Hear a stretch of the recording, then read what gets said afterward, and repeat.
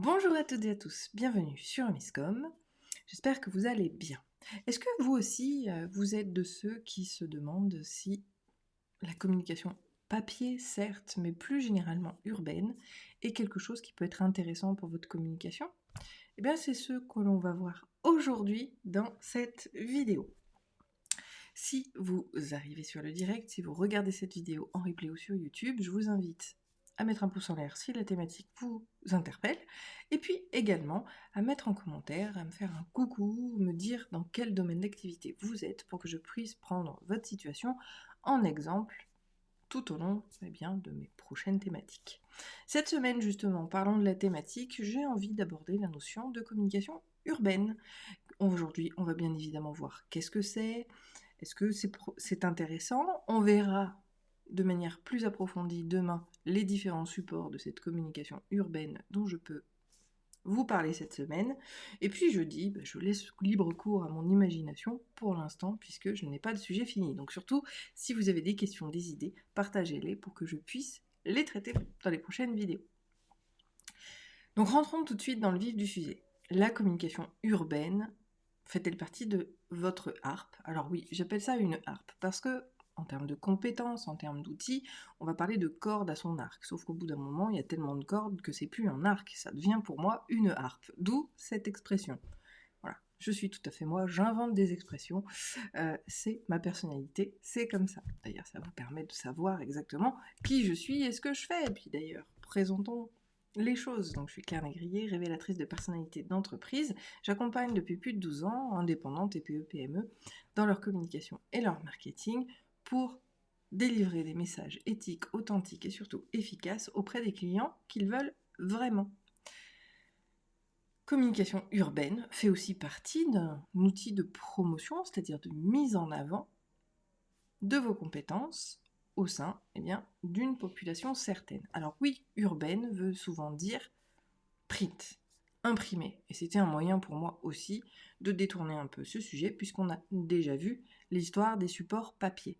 Cela dit, la communication urbaine, elle devient beaucoup plus large, beaucoup plus spécifique et pas uniquement papier puisqu'aujourd'hui on a plein de supports qui sont digitalisés comme les panneaux publicitaires, alors panneaux publicitaires, le standard 4x3, oui c'est du print, mais vous avez aujourd'hui des panneaux digitaux, notamment au niveau des centres commerciaux, par exemple, qui vont diffuser de la publicité. Les abribus aussi le deviennent de plus en plus. On développera bien évidemment tout cela demain, mais c'est un petit peu pour vous donner quelques exemples, malgré tout, vis-à-vis du sujet plus global d'aujourd'hui, pour vous faire comprendre que la communication urbaine, non, ce n'est pas que du print.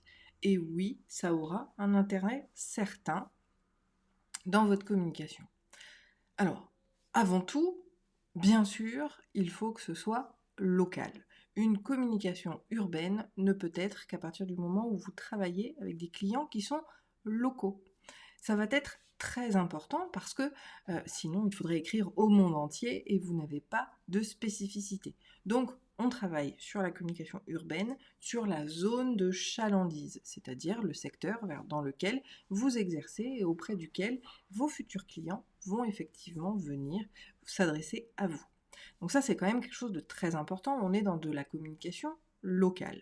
C'est un élément quand même à prendre en compte. Donc si vous ne faites absolument pas de local et si vous n'en avez pas l'envie, ni la stratégie, alors probablement que la communication urbaine ne sera pas un choix pertinent pour votre communication. Ou du moins, pas pour le début, pas pour commencer, peu importe. Moi je suis plutôt du genre à faire l'inverse. On commence par local et ensuite on se digitalise. Mais vous faites bien évidemment comme vous le sentez. Une fois qu'on a effectivement validé l'utilisation, choisi de travailler sur quelque chose de local, la communication urbaine aura tout son sens parce qu'il permet vraiment de travailler sur différents aspects, sur différents moyens. Les types de communication abordés sur la communication urbaine vont être de la communication plutôt institutionnelle, c'est-à-dire représentant votre entreprise sur des traits plutôt généraux. On n'est pas sur de l'inbound marketing, à contrario, où on est en réponse à des gens. Pourquoi? Parce que la communication urbaine, elle est plutôt orientée sur le mass média. Le mass média étant plus une communication qui est bien évidemment, qui s'adresse à beaucoup, beaucoup de monde, donc on a beaucoup moins de ciblage. On ne sait pas véritablement qui va le voir, s'il est véritablement sur le profil de notre client cible. En tout cas, on va essayer, bien sûr, de faire en sorte, en choisissant ces zones. Encore une fois, si je suis poissonnier, peut-être que la publicité dans un magasin, une grande surface sera pertinente, probablement pas à côté d'un magasin de bijoux. Parce qu'il faut rester cohérent, bien sûr, avec les choix que l'on fait, qu'ils soient stratégiques, de communication ou d'entreprise. Mais vous pouvez tout à fait utiliser cette notion de communication urbaine. Je ne sais pas, je pense par exemple à un encart dans le magazine de la mairie, par exemple. Ça reste de la communication urbaine, mais qui va être super ciblée, parce que vous allez être ultra spécifique, c'est-à-dire sur la localité. Vous êtes un magasin de vêtements, vous avez tout intérêt à aller faire de la publicité et à acheter des encarts sur le magazine, justement, de votre ville, parce que vous êtes en hyper local. Si vous êtes... voyons voir, comment utiliser aussi cette communication urbaine stratégiquement.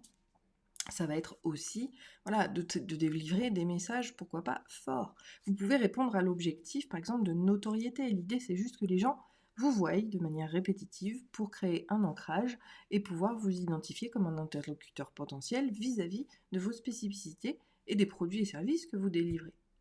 Donc la communication urbaine va avoir un intérêt certain.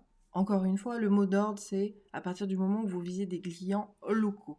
Parce qu'il ne faut pas, je pense, dépasser la trentaine de kilomètres autour de la zone de l'entreprise pour pouvoir effectivement diffuser et déterminer cette communication urbaine. Alors, sauf si on est un énorme groupe national qui vont créer des campagnes nationales, c'est le principe qu'on a jusque vu alors pour les 4x3, pour également les abribus qui me viennent en tête, qui font partie de la communication urbaine, qui effectivement vont pouvoir le faire sur la chaîne nationale.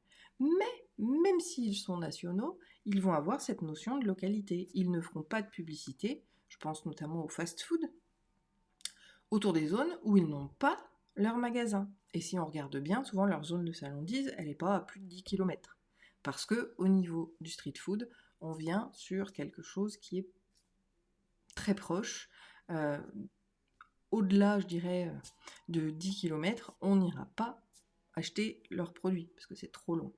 Donc là, encore une fois, même si eux sont nationaux et donc vont avoir des campagnes sur le territoire complet, ils vont être spécifiques et ils vont diffuser des messages spécifiques en fonction des zones. Le discours sera différent, l'image peut-être sera même différente, et bien évidemment, les informations données sur leur communication sera différente, puisque le restaurant, en l'occurrence, ne sera pas au même endroit selon la ville sur laquelle ils vont communiquer. Donc l'idée vraiment de cette communication urbaine, c'est pouvoir travailler sur votre visibilité. Ça, c'est un objectif certain auquel on va pouvoir répondre par le biais de cette communication urbaine. Ça peut être aussi, en termes, on l'a vu la semaine dernière, de nurturing content. Et oui, parce que quelque part, les enquêtes faites dans la rue font partie de cette communication urbaine, même si elle est un petit peu spécifique. Vous avez ainsi la possibilité d'être davantage vu sur une localité pour être vraiment présent auprès de vos futurs clients et pour avoir justement un impact un petit peu différent de tout ce que l'on voit. Et aujourd'hui, bien sûr, cette communication urbaine peut être tout à fait en complément de tout ce que vous allez pouvoir faire à côté. Donc pour moi, ça reste quand même une petite panoplie à avoir dans un coin de son esprit pour le développer. Bien sûr, on ne le fera pas forcément tout de suite. Alors il y a deux écoles. Soit on commence dans l'hyper local pour ensuite s'étendre dans le digital et sortir des frontières. C'est un des meilleurs moyens d'ailleurs de travailler sur une communauté engagée, parce que les gens vous connaissent localement, et donc c'est toujours beaucoup plus engageant que celui de l'anonymat du web. Mais vous avez aussi l'inverse, des entrepreneurs, comme moi, d'ailleurs, je dois bien l'avouer, je sais ce que je fais, qui se sont lancés sur Internet il y a quelques années, pour tout dire, ça fait 12 ans maintenant que je suis connue et reconnue dans mon domaine d'activité et uniquement par le biais du web, mais c'était une autre époque. Aujourd'hui par contre, en plus j'ai déménagé il y a quelques temps maintenant, qui font que j'ai envie d'aller à la rencontre des professionnels de ma région pour travailler davantage sur le lien, ce qui est en fait une extension complète du social media d'aujourd'hui. On est de plus en plus sociaux. Et d'ailleurs, un autre des aspects sur la communication urbaine, qui n'en est pas vraiment, on va parler bien sûr de l'événementiel, puisqu'on peut créer à la fois des événements, mais également des produits, donc services, des ateliers, ce genre de choses, des formats payants, dans sa localité pour venir en aide justement à des clients qui vont être hyper locaux et où la rencontre est primordiale parce que oui, merci Covid, merci l'ultra digital, il n'y a jamais eu plus envie de se rencontrer en vrai qu'aujourd'hui, donc il faut pouvoir en profiter, d'où l'intérêt justement de rajouter cette communication urbaine à votre harpe. Demain, on abordera les différents supports, justement, même si on en a cité quelques-uns aujourd'hui, on va vraiment venir définir et voir un petit peu tout ce qu'il est possible de faire, en tout cas tout ce qui me passera par la tête pour vous demain. Si vous avez des questions, encore une fois, n'hésitez pas. Si je vous ai un petit peu suscité votre intérêt ou donné envie d'en savoir plus sur la communication urbaine, n'hésitez pas à me faire un coucou en commentaire, à mettre un pouce à cette vidéo, et si vous m'avez découverte ici, à profitez-en pour liker la page, vous abonner à la chaîne et dans les deux cas, cliquez sur la sonnette pour recevoir les notifications. Je vous souhaite une très bonne journée, un très bon appétit et je vous dis à demain. Bye!